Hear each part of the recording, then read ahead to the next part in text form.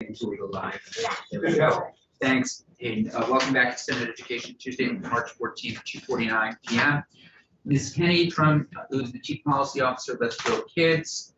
Excited to hear your responses to new draft 2.1 of the Pre-K Education Study Committee report. Thank you for having me. I don't need very long to say that I really like what you've done here, especially based on the previous conversation.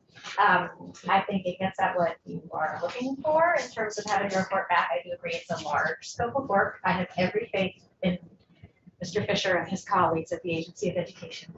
I do think it would be helpful for you to hear, I did earlier recommend that Building Bright Futures be added to the committee as the sort of official convener and the organization that has supported a lot of the analysis to date of Act 166. I think it would be great for you to hear from them as well about the data that already exists, because there have been a whole series of reports evaluating Act 166 universal pre-K in Vermont over the past several years. So there's a lot of rich data out there already, and Ted may be able to speak to some of that.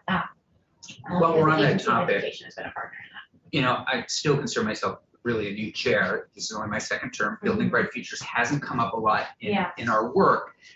So is Building Bright Future, just so I understand, is it an independent organization that the state contracts with? Can you just help me out a little bit? That's great, but you should hear from Building Bright Oh, Futures. yeah, we will. They are the state designated public-private partnership. Okay. So essentially, and the state does provide some funding to them, and then they also have additional grant funds. Okay. And so they are the table, they operate a state advisory council where members of the administration and private organizations come together to discuss all things related to early childhood. So it's not just child care, they look also at health outcomes, all things related to early childhood, and that's birth to 8. I see you have a flyer for something. Yeah, I was gonna say, so why are they organizing this event? I don't even know what Which is that is. Industry Awareness and Recruitment Day. Like, I don't understand, I guess I No, don't, I don't think that's actually Building Bright. I don't think that is The BDF same Building Bright, Building because I Bright think that looks like somebody just picked a title for an event oh my that gosh. happens to coincide. Wow, Building that talked Bright about. I see that. Yeah, I was like, I haven't heard of them. Yeah. Building Bright Futures, the organization, does have a very large scope of work in that they convene the state advisory council. They also have regional councils in every region of the state where, again, state, officials and private partners come together to discuss how things are going. They also are the data hub for early childhood in Vermont. So they're a great source of information about all the studies and research that's been done to date. They track information on child outcomes. They publish every year the State of Vermont's Young Children report that has a lot of really great data about early childhood broadly, including early childhood education, pre-K numbers. So they are a wealth of information. And it makes sense, Senator Campion, that you haven't heard of them recently because we haven't talked about universal pre-K. That's right. Really Yeah. since pre-pandemic, Yeah. because things have been so Yeah. complicated for the past few years. I mean, I know of them, they're out there, I see the reports, but it's not a Yes, group that exactly. I really know much about. Who They're a is it terrific that you would resource. recommend Hayden reach out to? Dr. Morgan Crossman, who's the executive director of Building Bright Futures. Yeah. Dr. Morgan Crossman. And I think you had reached out to her last week, or the week before, but she was on vacation. So We could she's back. have her in tomorrow for a little while to Yeah, I think respond they to would be a this. great resource. With really, and if you could help us in working with her, just to give us this, if she could come, and Hayden will ask this also. What's the heavy lift here? Which parts are the heavy lift? Is it doable? Is it not doable? What research is already there? That would be. Yeah, and I think there's a question And I in know the mind. AOE could. Yeah, I think there's a question in my mind about whether AOE is the convener of the study or Building Bright Futures makes sense to be the convener. I don't think Let's Grow Kids have a position one way or the other per Yeah. se, but I think they should definitely be part of the conversation. I mean, whatever you all think, the reason I put AOE there in an earlier draft was I thought, well, they have the resources, they just tend to be a good convener in my Yeah, experience. makes sense. Yeah. Yeah, I don't have a strong inclination one way or the other, but I would say that PBF should at least be on the study. Anything else?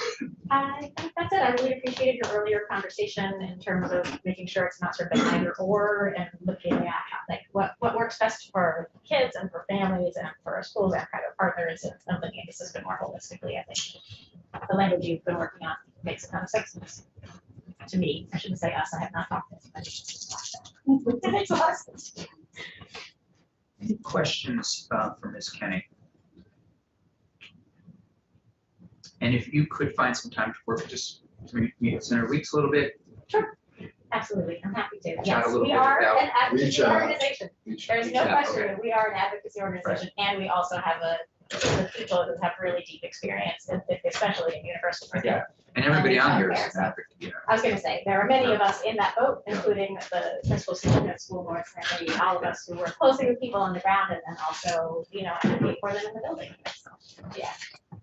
Thank you very much. Thank you. Thank you. Mr. Fisher.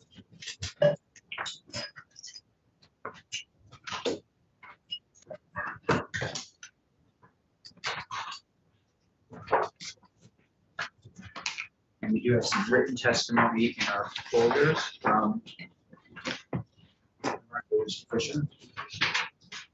For the record, Ted Fisher, Vermont Agency of Education and the agency's Director of Communications and Legislative Affairs.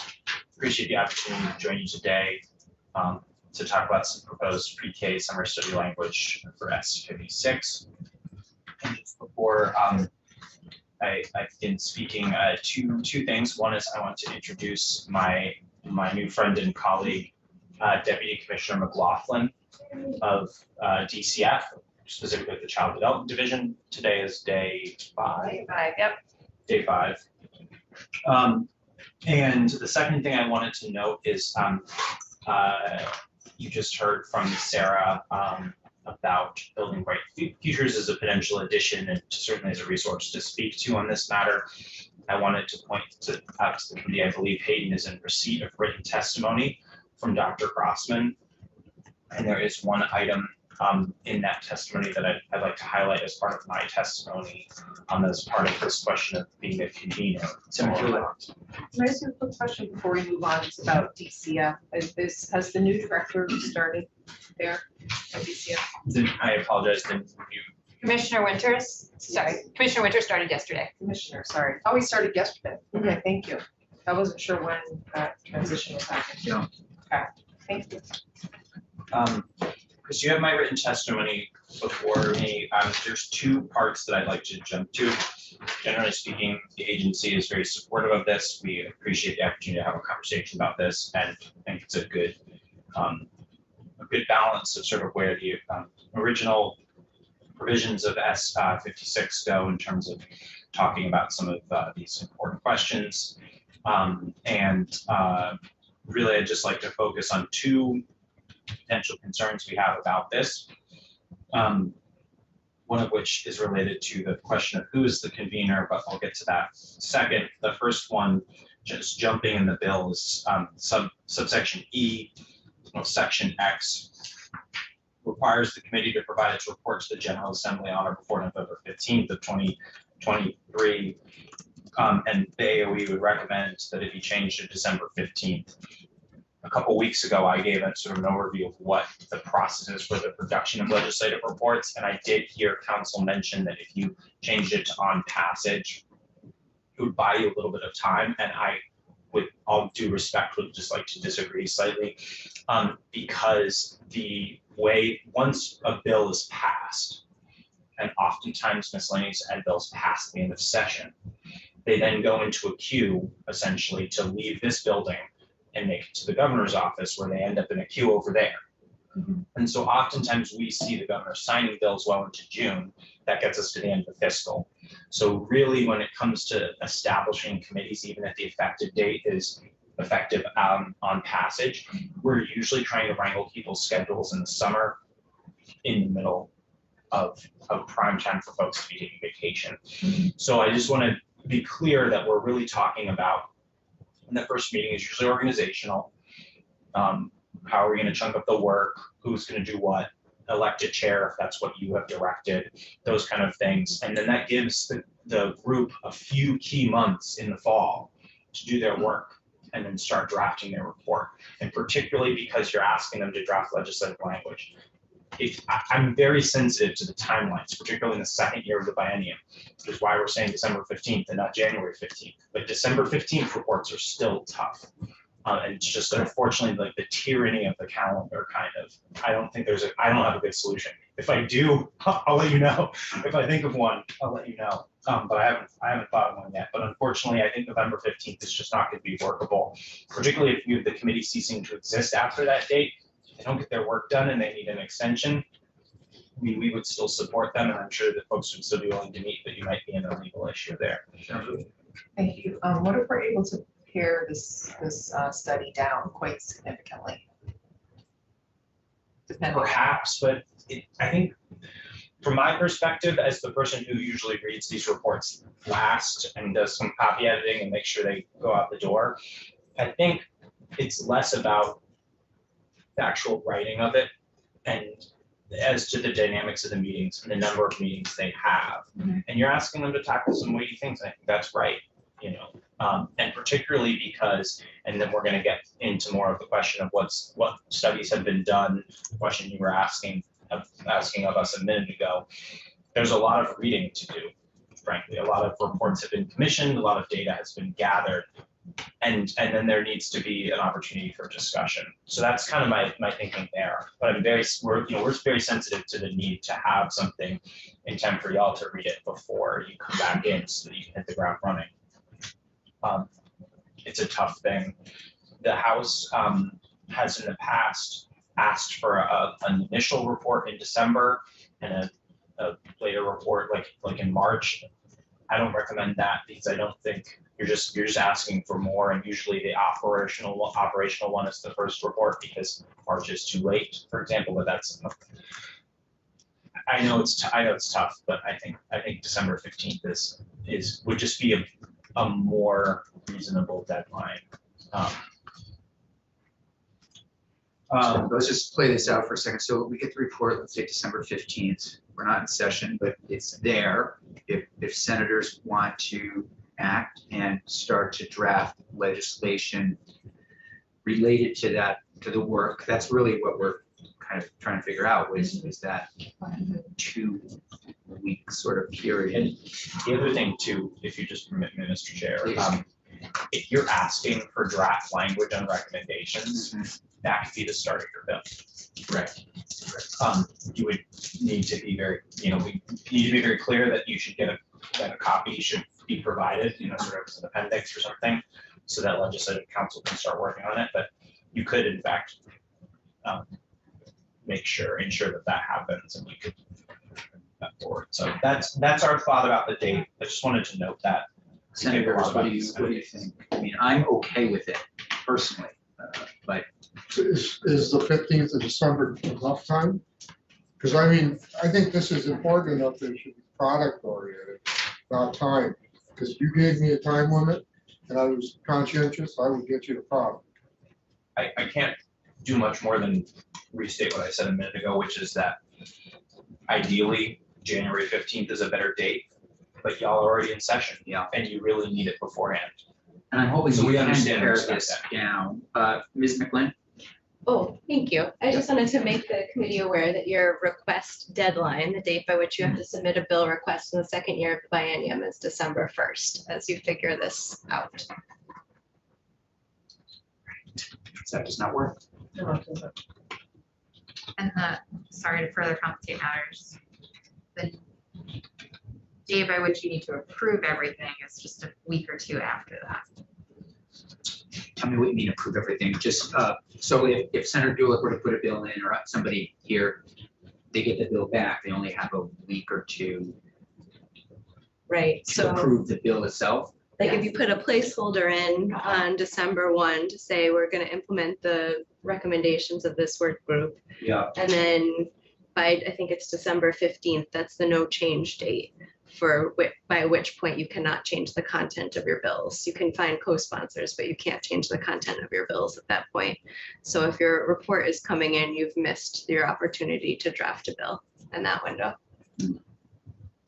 I would stick with the November, frankly, and we have to whittle this down. Yeah. So that you would come back hopefully tomorrow with some,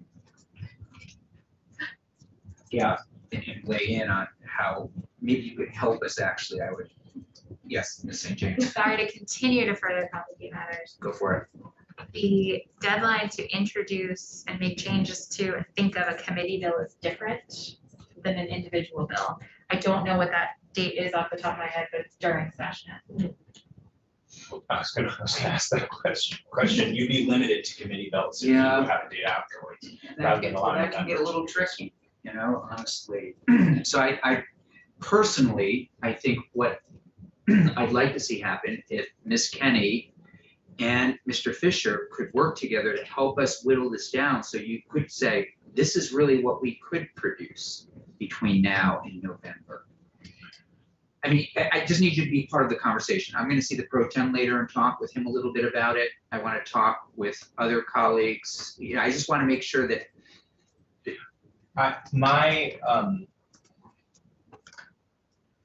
I'm happy to go back and consult on the question of whittling down or not. My comments are more logistical rather than programmatic, right? I'm not sure, you know, if you provide a larger chunk of work and less time, someone still needs to provide you a report. Thinking more about yeah, the quality, if you have a date later, that, you know, a month later, they by definition usually these groups meet every month, so you have one more meeting for them to do work.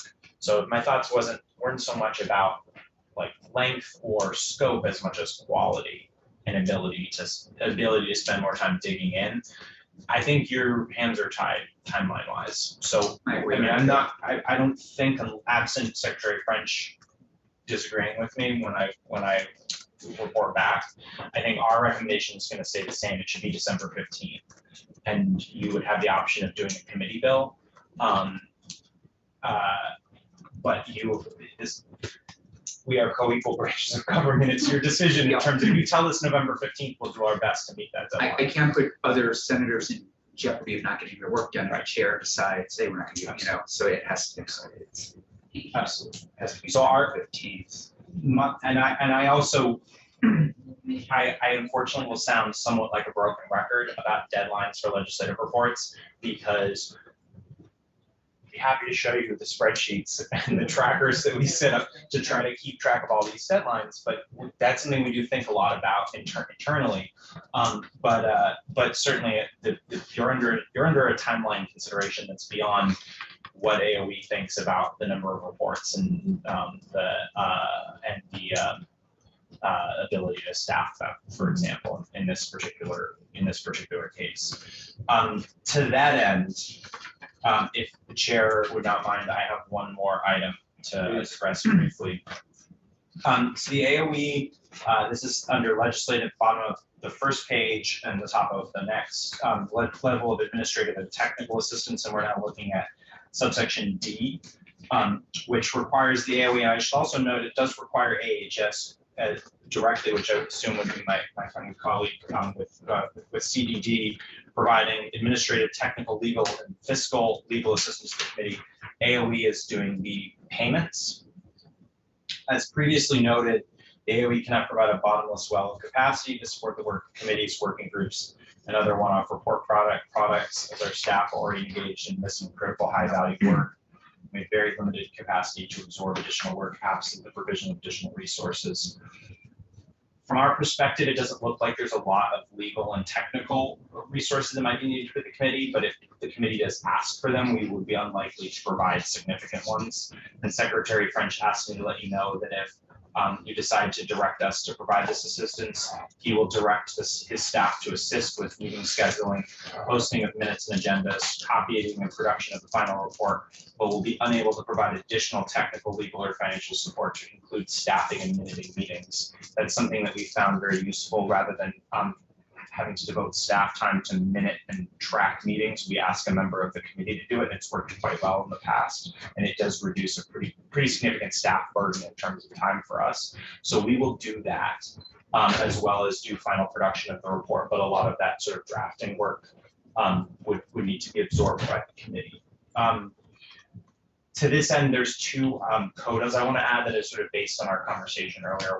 One coda is if you need to pay per diems, that appropriation would need to be covered in the final budget that the legislature creates, because it's not the governor's recommend. So we do not have an existing amount of money set aside for payment of per diem. So any addition of members does have a fiscal impact in terms of note. My understanding is that it's usually nominal.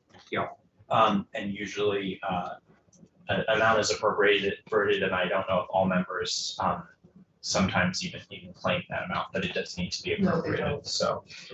So that would need to be covered. The other thing I just want to note is, and I did let her know that I was going to do this. We talked at the beginning of my testimony, and Sarah mentioned Dr. Crossman, the executive director of Building Bright Futures. There's one item of her, I very briefly scanned her testimony, so I cannot really speak to what's in it. I recommend and echo Sarah's recommendation that that the committee hear from her tomorrow or at their convenience. But she has one recommendation that that BBF is a reasonable and possibly natural part neutral convener of this work, because AOE is responsible for one part of the pre-K UPK system and AHS is responsible for the other part. So the idea of having BBF perhaps be the convener of this group seems natural. From my perspective, from someone who's responsible for tracking the legislative deliverables and managing final reporting product, convening is less important. We schedule meetings. The convening is less important than the staffing of it.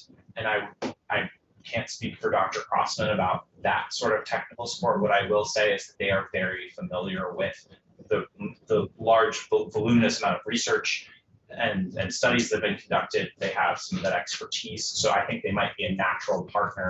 Possibly some of the other members of the working group might be able to provide some of that expertise sort of as part of their membership in the group. So I think that they could provide some of that when we say legal, technical, and administrative support. BBF might be a good fit there. The only question where I'm not sure that's the case is the payment of per diems. And I think that's something that the agency could just do if you appropriate that funding to us. But it might be that they're actually the best solution, and that's not going to put us in a strange position in terms of trying to resource another study. Because we do, like I said, just to wrap up, support this work. We're just in the position of not having a lot of resources to take on additional administrative work. So policy decision will be who chairs it, but AOE, one way or the other, whether it's Building Bright Futures or AOE, can resource it, and then we'll also look into the additional pieces around what that funding might look like. It's not the governor's recommend. Okay. Got it. We're gonna hear hopefully from Dr. Crossman tomorrow. Committee, any questions or comments regarding to Mr. Fisher or about anything you have to say? Okay.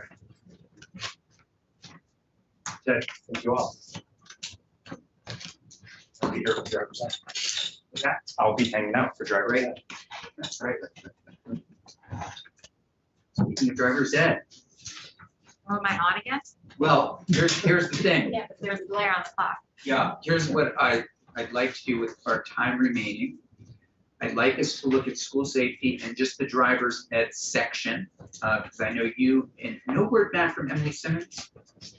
Not from the email, I'm sorry, Beth St. James Office of Legislative Counsel, not from the email that I have not reached out to her.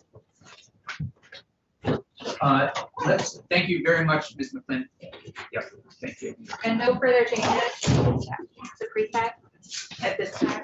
Nothing right now. I think so yeah, tomorrow we will hear from Building Bright Futures. Is there anyone else? We're going to hear from Mr.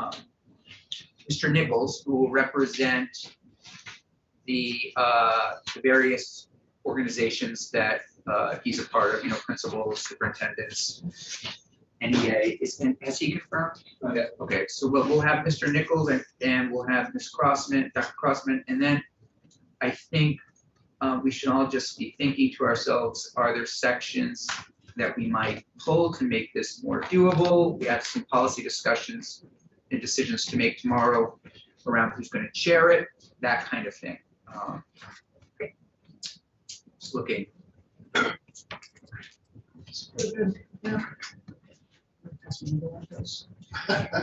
You don't mind? No, you're the chair. Chairman, trying to get my mind wrapped around the timeline. Yeah, It is, I share the only thing that's gonna make me feel better is if Building Bright Futures comes in and says, hey, we have 80% of this research. You know, I don't know how they get to all of this and write a report by November, yeah. So if they don't Yeah. have access, this material isn't readily available. Have you thought about making this essentially like a 1-year study, and they come back, you know, so that the next education committee has, or is that? I think there are two options, that, or we pare it down so much that we get down to those couple of crucial questions. Yeah. Because we should get some information over the next year that could help guide the work in the winter. Next, How do you write a bill? We don't even reconvene until the 15th or 4th. You could be writing it over. Somebody will have So to be you on do- the committee that. yeah, so could you do write- have authority as a senator, so let's say all of a sudden, you know, you've come up with an idea, or a constituent comes up with an idea in July, you can email Lich Council and start that process then, looking at Ms. St. James's thinking, yes, Yeah. Drafting usually doesn't start until the fall, okay, but But he- I mean, conversations can happen at any conversations, point. I don't want to forget Research, yeah. this, can you Yep, kind of, yeah. absolutely, absolutely. Oh, you could submit a drafting request at any time. Right. If it doesn't come directly to me, I may not know about it until the Right. fall.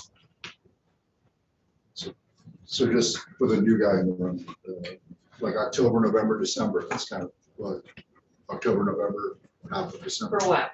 for a new bill. So you could submit a drafting request at any time. If you submit it to me, I would then turn around and submit it to the pool of drafting requests. If you submit it, let's say before October 1, and it doesn't come to me directly, I'm unlikely to know it even exists. They're usually, drafting requests are not usually assigned until late September, early October-ish. September really. But you could submit them at any time. And certainly if you submit it directly to me, I might say, great, I'll talk to you in the fall. Or it might be, if it's big enough, you know, it might be something that we begin to work on. But generally speaking, it's the fall for the actual Okay, that's all. work. So you have summers on. No, we're still working. We're still working. Oh, Did come up in the orientation. but- Right. Missed it. In the House, they had their cutoff already, I believe. For next year. yes, no, the cutoffs are, so there's multiple different, I'm sorry. Do you want to take a break? Do you want No, to get into this? yeah, Do you tell want us. to come off the tape? What do you Please, want? come on up to the table. There are, Beth St. James, Office of Legislative Counsel. There's different deadlines for each body, depending on the year of the biennium. So for the first year of the biennium for the Senate, you have no deadlines. You can request a bill at any time, you can approve a bill at any time, and that includes committee bills. In the second year of the biennium, you've got everything on your wall from the first year, and then any new drafting requests that come in the summer, fall. For the second year of the biennium, currently your date to request a new bill is December 1st for an individual bill. And then your date to approve that language is, I believe, 25 days for the first legislative day, which usually ends up being like December 10th-ish. And then and that's the date by which you can't request any more changes. You have to be okay with the language. You could seek sponsors after that, but we can't keep working on it. So the committee convenes before we're even in session? Who okays the language? You, if you are sponsoring an individual bill, it's your bill. Oh, So okay, you would approve the language, Okay. you. gotcha. There is a deadline during the session in the second year of the biennium for the committee to introduce a bill. And that, I'm trying to remember last year, sometime in late February, I believe. I think that, my opinion, the Senate has a lot more options and a lot more flexibility to do things. The fact that we can still be putting bills in, and it helps, at least as the chair, to kind of think, oh gosh, if I need to move something, I can still put a bill in. I mean, there are a lot of, gives us a lot more flexibility. So we could put a committee bill in all the way till February 1st. Next year. The reason I'm concerned, just back to the deadline thing, is I feel like it would, I feel in some ways power would be lost from senators if we did the December 15th deadline.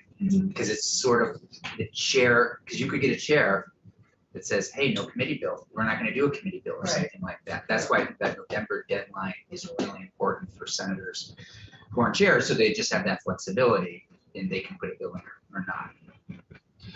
So it still has to go through 15, you said 15 December?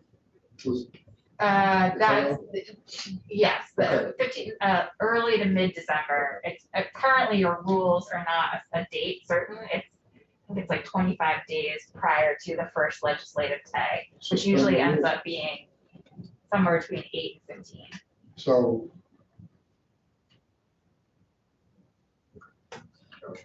Okay, let's hope. Yeah, thank you.